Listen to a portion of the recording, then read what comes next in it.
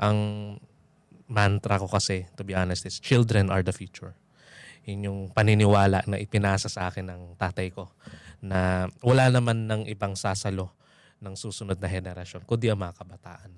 Ngayon, tayo bilang seasoned professionals, meron na tayong nakitang mga perspectives na hindi nakikita o naituturo sa mga schools. So, maganda na sa abot ng ating makakaya, maituro natin ito sa mga estudyante for them to be able to see perspectives they've never seen before. And yun yung nakakapagbigay sa kanila ng competitive advantage.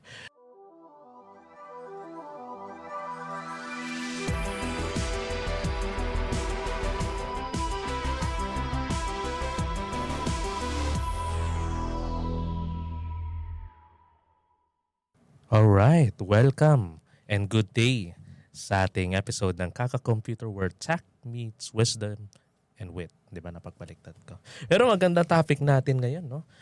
Giving back, how to mentor the next generation in IT. Pero siguro, bago tayo magsimula, mag-introduce lang tayo onte. Bigay lang natin name and anong industry natin sa IT at ilang years na tayo.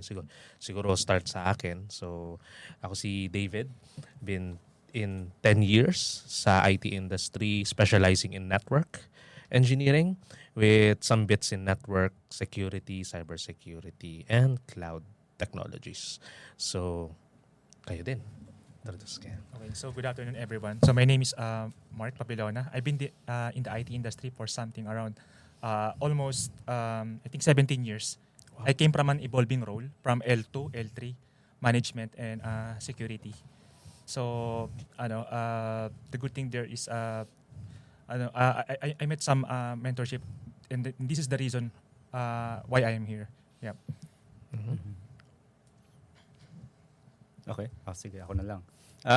My name is Nix. I've been in our web industry for 13 years and I did some mentoring and teaching before pandemic since 2015 up to 2020.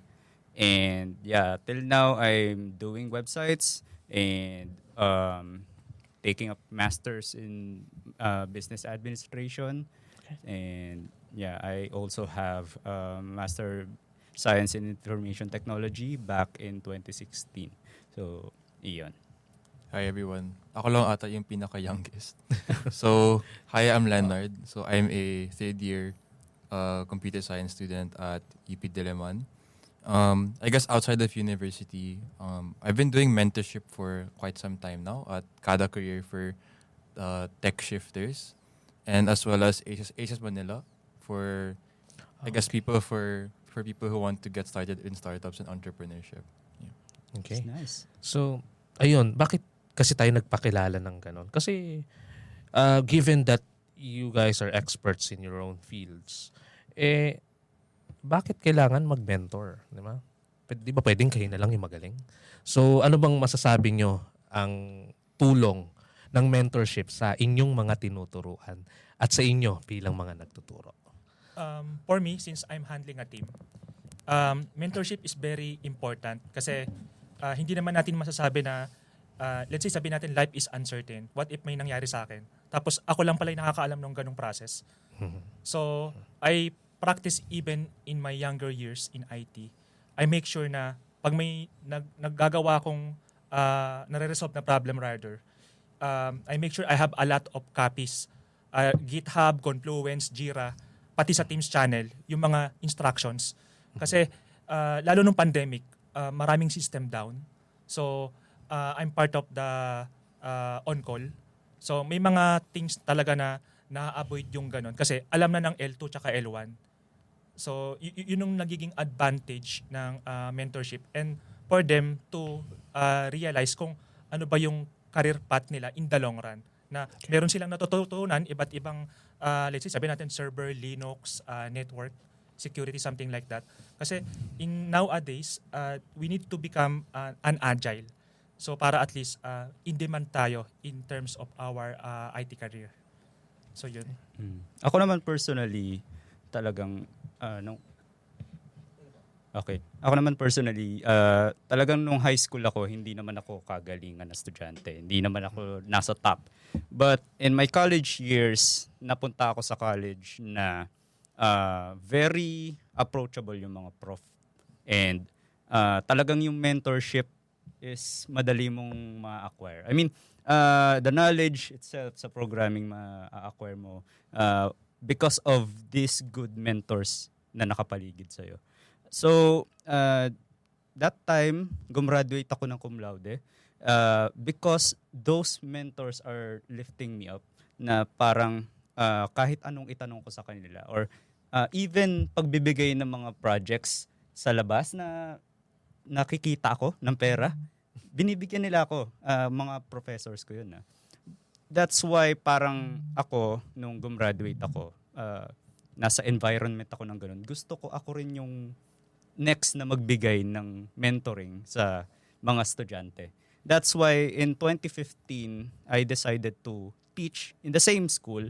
No, I acquired MSIT and I teach web development sa mga estudyante ng school na yon. Shout out Colegio de Santa Teresa de Avila. But yeah, that is really the thing that I'm thankful for to that school na kaya ako naging ganito. Kaya ako naging advocate ng learning. That's why I do content creation as well kasi para ma-reach naman yung mga students na hindi ko naman naturuan but I want to teach everybody na let's say yung mga nahihirapan sa programming, yung mga ano ba sir, kailangan ba magaling sa math bago matuto ng programming. I'm here to debunk that mindset na hindi mo kailangan maging genius sa math para matuto ng programming. So, hindi kasi masyadong inaano sa school yon. Yung mga mentor na kayang mag one-on-one mentoring sa mga estudyante, sila yung nakapagbigay ng mga ganong klaseng advice kasi. So, yun ang experience ko sa mentoring naman. I think for me, my perspective is more on the student side. Mm. So, actually, when I was starting off sa college, I didn't understand why I chose ComSci in the first place or in the IT industry. In fact, I wanted to venture into business or even into humanities before I wanted to get into IT. So I guess in terms of mentorship, the people who helped me out the most were people from the community. People in particular in GDG Cloud Manila. I actually started to volunteer for events because I wanted to get to know about the industry. Why are people so passionate about tech? Why are people going out and spending their free time to learn new things rather than being like me, staying at home and doing random things? So I wanted to kind of get some idea and be in their shoes, especially like you guys, professionals, doing really cool projects, things like that. And what I found very interesting, I guess after spending around 3 years already in the tech community, is that what I love is that everyone is so supportive. So when I was a beginner, I had no idea what programming was. But everybody in the tech community has always been so encouraging, so open, whether it's Facebook or or in person, giving you best practices or kunyari, if I want to work in a company that they've been already in working, they're so open in sharing about their experiences, kung ano yung work environment, how do you succeed in technical interviews, things basically na you can't learn in the classroom, that you can only learn from people like yourselves who've already been there and done that. That's the good thing in mentoring na parang as a mentor, kapag nakikita ko yung estudyante na nag-excel and yung mga estudyante ko before, mga manager na ngayon, mga successful developer na ngayon, I feel satisfied dun sa nagawa kong mentoring sa kanila.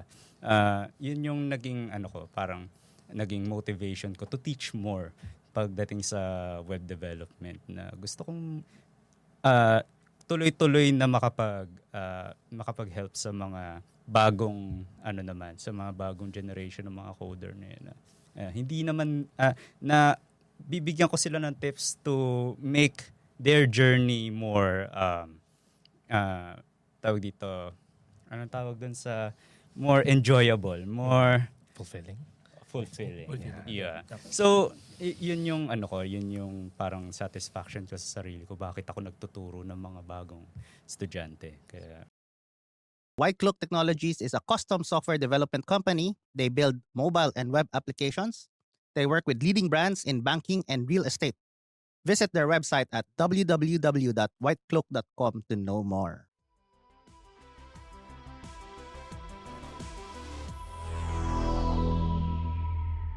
And also, one of my personal takes then why I'm also doing mentoring. I'm doing speakerships then around schools, not just on IT, tech, or infrastructure, but also in career stuff as well.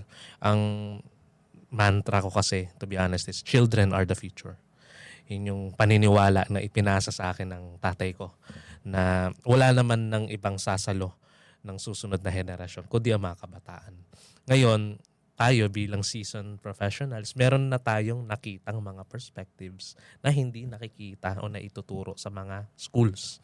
So, maganda na sa abot ng ating makakaya, maituro natin ito sa mga estudyante for them to be able to see perspectives they've never seen before. And yun yung nakakapagbigay sa kanila ng competitive advantage over their competitors pagka-graduate, no? And dahil maganda yung nabanggit ninyong layunin ninyo regarding sa mentorships, maganda sigurong itakel natin konti na mentorship is not all bed of roses, no? Obviously may challenges yan. So baka mayroon kayong takes regarding some common challenges sa mentorship and paano nyo siya nasosolusyonan, na-address. Siguro for me, regardless kung sa public or sa internal, meron kasing barrier in terms of, for me, for example, ako millennial, then yung mga next mas bata sa akin. So iba dyan, fresh grad. Iba pa yung thinking nila na parang akala nila the enterprise is like a computer shop that they need to install everything. Wherein these organizations are protected by process. No? So, sinasabihan ko na rin sila na at least hindi nila maranasan din yung ginawa ko from the past. No? So, buti nila yung sa akin before was may lusot. No? So, on the security perspective, make sure lang na do not hesitate to ask. Kasi doon sila kumbaga yung curiosity nila, doon mag-e-evolve. No? So, yun yung para sa akin. Ako challenge sa akin is yung kapag ka hindi ko nakikita yung student na super willing to learn. Gusto na lang malaman yung certain topic. For example, they ask me na, sir, paano ba gamitin ang PHP?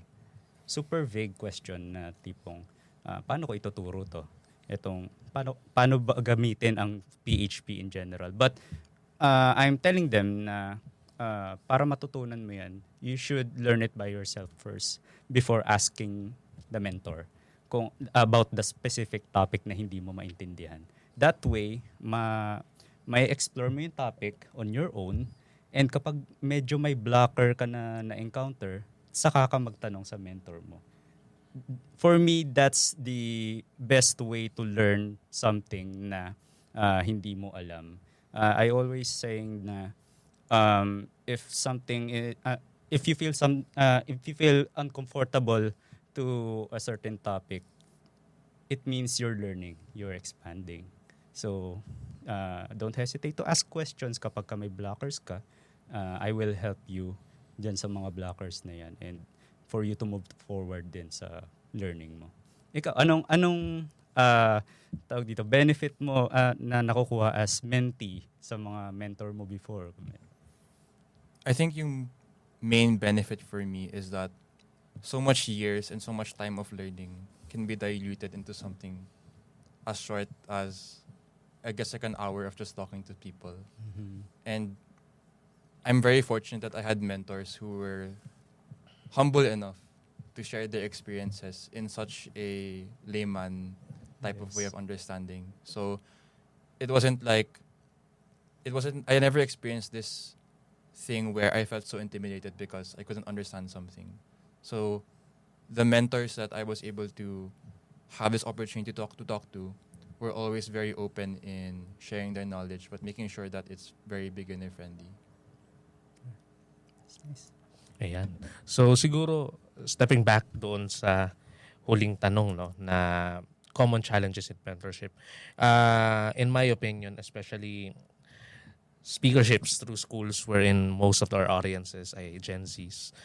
I think ang isa ko nakikitang challenge, to be honest, is they are concerned more on how the message is conveyed rather than what message is conveyed.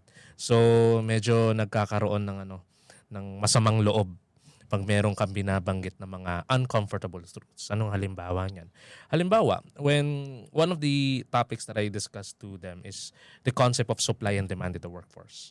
So, nagbibigay ako ng example na pag sa isang komunidad ang nagtitinda ng kamatis ay isang tao lang, kaya niyang taasan ng 20 pesos, isang piraso ang kamatis. Wala kang magagawa, bibili ka talaga sa kanya. Pero as competitors comes in, may kayang magbaba ng presyo into pisong kamatis kada piraso. So, by showing that anecdote sa mga students is to show to them that ang IT, hindi lang yan papasukin mo lang dahil, pera, gano'n and all. Pero it's a very wild competition paglabas. As a matter of fact, the term that I use is bloodbath. Paglabas niya kasi sobrang daming competition. Ang mangyayari, mag-graduate ka ng whatever tech course or maybe hindi ka naman din talaga sa tech course at nag-take ka ng couple of boot camps. Then you would find yourself on a predicament na ang daming competition. Hindi ko mahanap yung trabahong gusto ko. Pangalawa, hindi ko pa mahanap yung sahod na gusto ko. So, sometimes Gen Zs take that differently because masakit sa loob nila na hindi pwede. Dapat ito yung makuha ko. Ito yung ganito. Pero knowing what the message is conveyed, na merong ganitong concept na nag-exist in the workforce, pag natanggap mo yon, gagaan ang loob mo at alam mo na yung next steps na gagawin mo, which is mag-upskill, aaralin mo ang ganitong concept sa sarili mo, gaya ng sinabi ni Sir Nix. Kaya, ayun, ang lagi nating sinasabi sa ating mga mentees is, ang mga tinuturo natin sa inyo ay pawang katotohanan, walang personalan. No, take it as a grain of salt and then ikaw na ang bahala kung paano mo gagamitin ang information na yan. Okay, so very, very good takes to our seasoned professionals and very warm thank you sa inyo, no? And hope we catch you in the next episode. Stay tuned.